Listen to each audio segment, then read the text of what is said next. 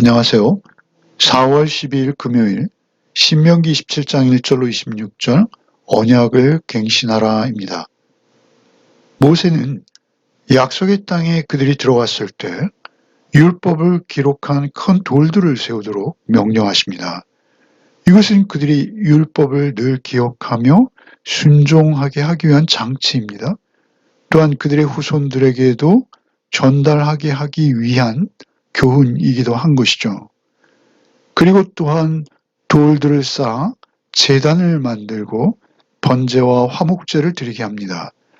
그들이 만일 율법에 불순종했을 때 그들이 하나님과의 관계를 회복하기 위한 유일한 길은 제사이죠. 그리고 이어서 모세는 저주받을 일 12가지를 선언하고 그들에게 아멘으로 화답하도록 합니다. 그것은 율법을 순종하지 않았을 때 그리고 그 반대로 갔을 때 그들에게 임할 엄청난 저주를 미리 알게 해서 그들에게 경각심을 주고자 하는 것이죠. 이스라엘의 본성, 우리 인간의 본성이 이러한 경고가 더 효과적일 때가 있는 것입니다. 먼저 1절로 10절을 읽겠습니다. 모세와 이스라엘 장로들이 백성에게 명령하여 이르되 내가 오늘 너에게 명령하는 이 명령을 너희가 다 지킬지니라. 너희가 요단을 건너 내 하나님 여호와께서 내게 주시는 땅에 들어가는 날에 큰 돌들을 세우고 석회를 바르라. 요단을 건넌 후에 이 율법의 모든 말씀을 그 위에 기록하라. 그리하면 내 하나님 여호와께서 내게 주시는 땅 곧 젖과 꿀이 흐르는 땅에 내가 들어가기를 내 조상들의 하나님 여호와께서 내게 말씀하신 대로 하리라. 너희가 요단을 건너거든 내가 오늘 너에게 명령하는 이 돌들을 에발산에 세우고 그 위에 석회를 바를 것이며 또 거기서 내 하나님 여호와를 위하여 제단 곧 돌단을 쌓되 그것의 쇠 연장을 되지 말지니라. 너는 다듬지 않은 돌로 내 하나님 여호와의 제단을 쌓고 그 위에 내 하나님 여호와께 번제를 드릴 것이며 또 화목제를 드리고 거기서 먹으며 내 하나님 여호와 앞에서 즐거워하라. 너는 이 율법의 모든 말씀을 그 돌들 위에 분명하고 정확하게 기록할지니라. 모세와 레위 제사장들은 온 이스라엘에게 말하여 이르되 이스라엘아 잠잠하여 들으라. 오늘 내가 내 하나님 여호와의 백성이 되었으니 그런즉 내 하나님 여호와의 말씀을 청종하여 내가 오늘 내게 명령하는 그 명령과 규례를 행할지니라. 먼저 1절에 모세와 이스라엘 장로들이 백성에게 명령하죠. 오늘 너에게 명령하는 이 명령을 너희는 다 지킬지라. 명령이라고 하세요. 이 명령은 무엇이죠? 지금까지 모세가 계속 반복해서 또는 중복해서 이야기해온 온 율법을 말씀하시는 것이죠. 이 명령을 너희가 다 지킬지니라. 이전에 너희가 요단을 건너 내 하나님 여호와께서 내게 주시는 땅에 들어가는 날에 큰 돌들을 세우고 석회를 바르라. 당시에는 큰 돌들 위에 석회를 바르고 그 위에 글씨를 쓰는 것이 가장 효과적이었다라고 합니다. 그 석회 위에 글을 쓸 때 글씨가 정확하게 새겨지는 것이죠. 3절에 요단을 건넌 후에 이 율법의 모든 말씀을 그 위에 기록하라. 율법의 모든 말씀, 율법의 핵심이 되는 모든 조항들을 빠짐없이 그 위에 기록하라. 그리하면 내 하나님 여호와께서 내게 주시는 땅 곧 젖과 꿀이 흐르는 땅에 내가 들어가서 내 조상들의 하나님 여호와께서 내게 말씀하신 대로 하리라. 그렇게 할 때 그 땅이 젖과 꿀이 흐르는 땅이 되어질 것이요 하나님의 모든 약속들이 실행되어질 것이다. 이렇게 말씀하시는 것이죠. 4절에 오늘 너에게 명령하는 이 돌들을 에발산에 세우고 그 위에 석회를 바르라. 특별히 에발산은 이제 11절 이하에 보면 저주의 산이죠. 그곳에 이 돌들을 세우고 석회를 바르고 율법을 모두 기록하라는 것이죠. 그 돌들을 볼 때마다 그들은 율법을 떠올리고 이렇게 하라고 한 이유는 구체적으로 무엇일까요? 그들이 불순종할 때 얼마나 심각한 일들이 그들에게 발생할 것인지를 기억나게 해주고자 하는 것입니다. 그리고 또한 그 율법을 그 후손들에게도 전해야 하는 것이죠. 5절에 또 거기서 내 하나님 여호와를 위하여 제단 곧 돌단을 쌓되 그것들의 쇠의 연장을 되지 말지니 너는 다듬지 않은 돌로 내 하나님 여호와의 제단을 쌓고 그 위에 내 하나님 여호와께 번제를 드리며 화목제를 드리라 라고 말씀하시죠. 특별히 쇠의 연장을 되지 말고 다듬지 않은 돌로 제단을 쌓아라 말씀하시죠. 이것은 출애굽기 20장에도 나왔던 말씀입니다.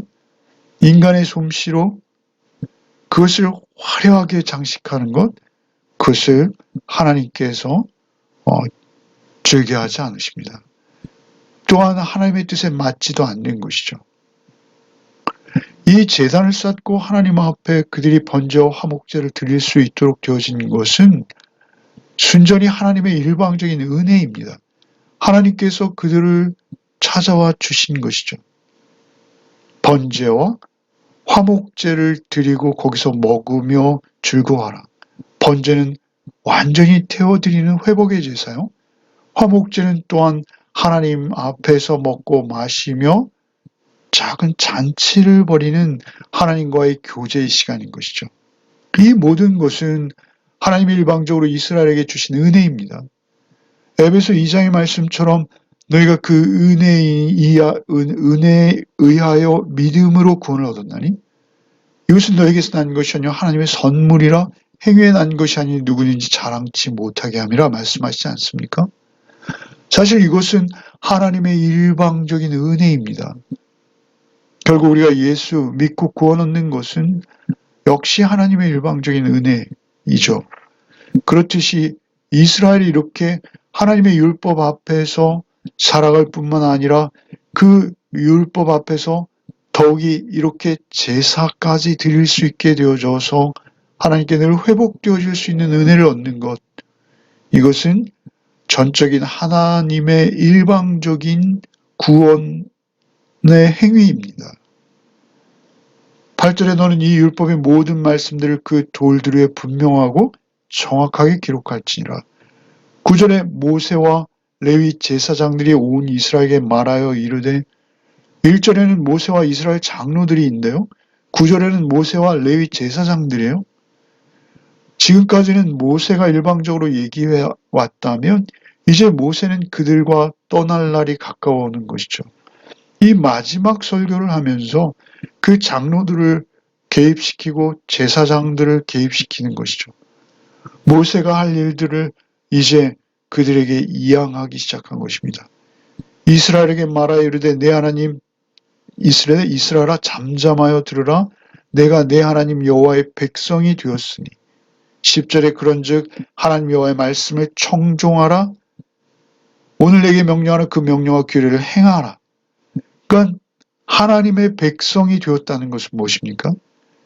10절에 여호와의 말씀을 청종하는 것, 듣는 것입니다. 그리고 10절 마지막에 명령과 규례를 행할지니라. 결국은 하나님의 백성이 되었다는 것, 하나님의 음성을 듣고 하나님의 음성에 순종하며 그것을 듣는 데 그치는 것이 아니라 그들의 삶으로 드러내는 것입니다. 그것이 여호와의 백성이다 라고 말씀하시는 것이죠. 그리고 이제 11절부터 마지막까지는 저주의 목록들이죠. 11절부터 읽겠습니다. 모세가 그날 백성에게 명령하여 이르되 너희가 요단을 건넌 후에 시몬과 레위와 유다와 이스라엘과 요셉과 베냐민은 백성을 축복하기 위하여 그리심산에 서고 루벤과 gad과 아셀과 스불론과 단과 납달리는 저주하기 위하여 에발산에 서고 레위 사람은 큰 소리로 이스라엘 모든 사람에게 말하여 이르기를 장색의 손으로 조각하였거나 부어 만든 우상은 여호와께 가증하니 그것을 만들어 은밀히 세우는 자는 저주를 받을 것이라 할 것이요 모든 백성은 응답하여 말하되 아멘 할지니라. 그의 부모를 경홀히 여기는 자는 저주를 받을 것이라 할 것이요 모든 백성은 아멘 할지니라. 그의 이웃의 경계표를 옮기는 자는 저주를 받을 것이라 할 것이요 모든 백성은 아멘 할지니라. 맹인에게 길을 잃게 하는 자는 저주를 받을 것이라 할 것이요 모든 백성은 아멘 할지니라. 객이나 고아나 과부의 송사를 억울하게 하는 자는 저주를 받을 것이라 할 것이요 모든 백성은 아멘 할지니라. 그의 아버지의 아내와 동침하는 자는 그의 아버지의 하체를 드러냈으니 저주를 받을 것이라 할 것이요 모든 백성은 아멘 할지니라. 짐승과 교합하는 모든 자는 저주를 받을 것이라 할 것이요 모든 백성은 아멘 할지니라. 그의 자매 곧 그의 아버지의 딸이나 어머니의 딸과 동침하는 자는 저주를 받을 것이라 할 것이요 모든 백성은 아멘 할지니라. 장모와 동침하는 자는 저주를 받을 것이라 할 것이요 모든 백성은 아멘 할지니라. 그의 이웃을 암살하는 자는 저주를 받을 것이라 할 것이요 모든 백성은 아멘 할지니라. 무죄한 자를 죽이려고 뇌물을 받는 자는 저주를 받을 것이라 할 것이요 모든 백성은 아멘 할지니라. 이 율법의 말씀을 실행하지 아니하는 자는 저주를 받을 것이라 할 것이요 모든 백성은 아멘 할지니라. 이제 그들이 요단을 건넌 후에 시몬, 레위, 유다, 이사갈, 유사, 베냐민은 그리심산에 서고 루벤, 갓, 아셀, 스불론, 단, 납달리는 에발산에 서라 하십니다. 그 12지파와 6지파씩 나누어서 각각 그리심산과 에발산에 서는 것이죠. 그리고 나서 레위 사람들, 14절에 레위 사람들이 큰 소리로 이스라엘 모든 사람들에게 말하기 시작하는데 그것은 12가지입니다. 그렇게 말할 때마다 백성들은 응답해서 아멘으로 크게 화답하는 이러한 일을 하라는 것입니다. 첫 번째 무엇입니까? 장색의 손으로 조각하거나 부어 만드는 우상을 은밀히 세우는 자는 저주를 받는다. 라고 말하면 백성들이 아멘하는 것이죠. 우상을 만드는 것을 금한 것은 이미 10계명의 두 번째 계명입니다. 특별할 것이 없죠. 그러나 여기에 은밀히 세우는 자라고 하시죠. 하나님께서는 우리의 마음의 중심을 보시는 분이십니다. 그래서 아무리 은밀하게 행해도 하나님 아닌 다른 것들이 우리 마음의 우상이 되어질 때 하나님께 그것을 아신다라는 것입니다. 그래서 그들에게 큰 경각심을 주는 첫 번째 아멘은 무엇입니까? 그것은 우상입니다. 두 번째는 16절에 부모를 경홀히 여기지 말라라는 것이죠. 이것도 역시 10계명입니다. 부모를 공경하라라는 그 10계명의 반대죠, 정확히. 부모를 경홀히 여기는 자 저주를 받을 것이라. 이것은 아주 부정적으로 저주를 선언할 때 백성이 아멘 하도록 하는 것이죠. 왜 이렇게 하실까요? 이것이 그들에게 더 큰 각성이 일어날 수 있는 그러한 절차라는 것입니다. 17절에는 그 이웃의 경계표를 옮기는 자는 저주를 받을 것이다. 또 아멘 하는 것이죠. 나봇이 포도원을 빼앗기 위해서 나봇의 포도원을 아합이 빼앗기 위해서 아합이 경계표를 옮기지 않습니까? 거짓 증인을 세워서 매수해서 말이죠. 그것은 하나님께 저주를 받는다라는 것이죠. 구약의 개념에서 그 하나님께서 할당해 주신 땅은 그들의 기업이요 생계의 유일한 근거입니다. 그것은 건드리지 말라는 것입니다. 18절에 맹인에게 길을 잃게 하는 자 저주한다. 아멘 하라는 것입니다. 맹인은 무엇인가? 모든 장애인을 말하는 것이죠. 온전치 못한 모든 사람들을 말하는 것입니다. 온전치 못한 모든 사람들에게 양심을 팔아 그들을 해롭게 하는 행위를 말하는 것이죠. 19절에는 객이나 고아나 과부의 송사를 억울하게 하면 저주를 받는다. 이것은 오늘날에도 우리 사회적 약자들이 있지 않습니까? 불공평하고 억울한 재판 행위들이 얼마나 많은지요.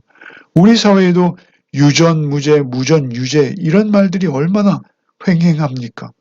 오직 하나님의 공의를 지켜내야 하는 것이 오늘날 그리스도인들의 사명입니다. 이것을 저버린다면 하나님께서 역시 저주하시겠다 하십니다. 그리고 이제 20절부터 6번째, 7번째, 8번째 9번째까지 이 4가지 계명은 모두 성적인 범죄들입니다. 근친상간 또는 수간 이런 것들 엄격하게 금하시는 것이죠. 신약에서도 마찬가지입니다. 고린도서 6장 19절로 20절에 사람이 범하는 죄마다 몸 밖에 있거니와 음행하는 자는 자기 몸에게 죄를 범하느니라. 너희 몸은 너희가 하나님께로 받아 너희 가운데 계신 성령의 전인 줄을 알지 못하느냐? 그러니까 음행을 피하는 것은 다른 범죄들보다 성전된 우리를 더럽히는 것이다 라고 바울사도께서 말씀하셨죠. 역시 그것은 변함이 없는 것입니다. 그리스도인으로서 가장 경계해야 될 것 중에 또 하나인 것입니다. 24절에 10번째로 그 이웃을 암살하는 자 저주를 받을 것이다. 암살이라는 건 무엇이죠? 자기 스스로는 완전 범죄라고 여기고 아무도 모르게 누군가의 생명을 해하는 것입니다. 그것이 성공했다 하더라도 하나님께서는 그것을 다 보실 것이요 끝내 저주하실 것이다. 그렇게 선언할 때 백성들은 아멘 하라는 것이죠. 25절에 무죄한 자를 죽이려고 뇌물을 받는 자 저주를 받을 것이다. 무죄한 자를 죽이려고 뇌물을 받는 자라는 것은 이것은 합법적인 살인을 말합니다. 이것은 오늘날로 말하면 사법살인입니다. 하나님의 심판을 피할 수 없다는 것입니다. 뇌물을 받고 무죄한 자를 불리하게 하고 그를 죽이는 것이죠. 이것은 심판 자체가 하나님의 대리행위입니다. 절대 공의와 정의를 실현해야 될 그 자리에서 뇌물을 받고 누군가를 죽음에 이르게 한다면 그것은 저주 중에 저주인 것이죠. 그리고 이제 마지막 26절에 이 율법의 말씀을 실행하지 아니하는 자는 저주를 받을 것이라. 총체적으로 저주를 받을 것이다 라고 선포하시고 아멘 하도록 하는 것이죠. 그리스임산과 에발산 앞에서 실제 여호수아 때에 이 일이 이루어지죠. 여호수아서 8장에 보면 에발산은 바위산이랍니다. 그래서 저주를 선포하기에 아주 효과적이고요. 그리심산은 수목이 무성해서 축복을 선포하기에 적합하다고 합니다. 그렇다고 해서 뭐 6지파가 이쪽에 서고 6지파 저쪽에 섰다고 해서 특별한 의미가 있는 것은 아닙니다. 그저 그들이 그곳에 서서 아멘, 아멘으로 화답하는 것이죠. 레위인들이 이것을 선언할 때마다 아멘, 아멘. 그 돌단들과 석회를 바른 그 율법의 말씀들 그리고 그 가운데에서 이러한 예식을 거행했을 유대인들을 생각해 보십시오. 굉장히 장엄한 언약식이 되었을 거예요. 그 지파들 전체가 모여서 이러한 행사를 한 것이죠. 하나님의 말씀을 따라 사는 것, 그것이 너희들에게 생명이다 라는 것을 각인시키는 것입니다. 말씀을 순종하면 생명이요 축복이요 말씀을 버리면 사망이요 저주라는 것이죠. 여러분 신약에 와서도 예수께서 마지막 승천하시며 지상 명령을 하시죠. 마태복음 28장 20절에 내가 너에게 분부한 모든 것을 가르쳐 지키게 하라 라고 명령하시지 않습니까? 말씀이 육신이 되오신 예수께서 말씀으로 우리와 동행하시는 것이죠. 화목제물을 되신 예수, 그 예수 안에서 우리는 늘 말씀 앞에 넘어질 때도 회복될 기회가 있습니다. 그러나 우리가 두렵고 떨림으로 말씀 앞에 서야 하는 것이죠. 우리의 태도가 더욱 중요한 것입니다. 오늘 하루를 살 때도 예수 십자가의 피로 나를 구속하시고 하나님 백성 삼으신 것을 잊지 않고 늘 주의 말씀에 순종하며 말씀에 귀 기울이는 또 하루의 삶이 되기를 소원합니다. 기도하겠습니다. 주님 감사합니다. 날마다 우리에게 말씀을 주시니 참으로 감사합니다. 우리가 은밀한 상황에서도 남들이 보지 않는 어떠한 상황 속에서도 주님 성령님으로 내 안에 내주하시고 늘 말씀이 육신이 되어서 내 안에 거하심을 인정하며 늘 그 말씀 따라서 좌우로 치우치지 아니하고 늘 순종하며 주의 말씀이 내 삶의 유일한 빛이요 등대임을 고백하며 주의 말씀 따라 오늘 하루도 살아내게 하여 주시옵소서. 오직 성령께서 우리를 인도하여 주시옵소서. 예수 그리스도 이름 받들어 기도하옵나이다. 아멘.